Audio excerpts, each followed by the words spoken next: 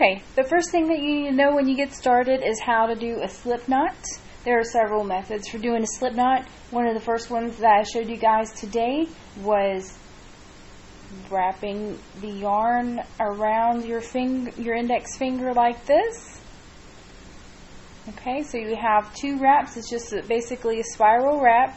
Again, all I did was wrap it around this way, so I'm going away from myself. And then you're going to hold the tail with these two fingers here. I'm going to take this yarn that is in the back and I'm just going to move it to the front, and then I'm going to let it go. It's still on my finger. And then I'm going to take this yarn that was originally in the front and I'm going to move it over the other yarn and off my pinky finger and let it go. Then I'm going to pull this tail down here at the bottom, and now I have my slip knot. So you can see if I take it off my finger, we have our loop with the knot.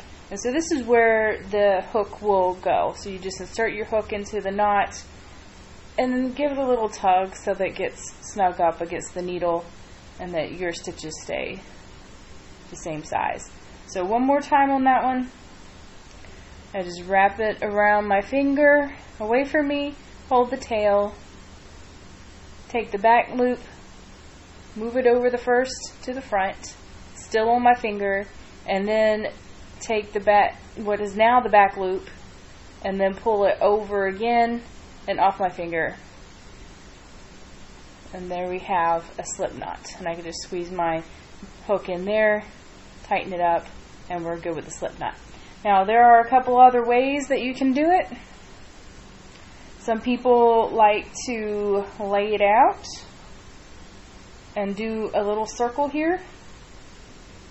Okay, and so the circle your tail end is coming up over this, and we're going to take this string and kind of go in here. So what some people like to do is they just bring up the hook, and I'm just going to kind of yarn over here and pull it through, and then I pull this tight. It's one we did not talk about earlier, but it's one that I see people do. So again, you have your little circle. We need basically a loop needs to go under here, so you can take your hook, yarn over, and pull through. And I'm going to pull this tight.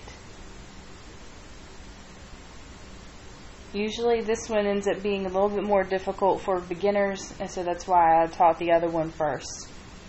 Okay? And some people like to start with it on their needle themselves. So you're just holding it here. You have the string crossed over, and you're just going to kind of yarn over and bring it through, and then pull that tight, and that's a slip knot. And so some people actually find that one pretty easy, so I'll do that one again. Start with it on your hook, hold it across in front, so you have your tail is on top, and hold this here and just yarn over and bring it through, and then tighten it up. And that movement is very similar to a chain, so you guys saw chains earlier today, so that might be preferable. It's up to you. Do whichever method you prefer, and you're all set with the slip knot.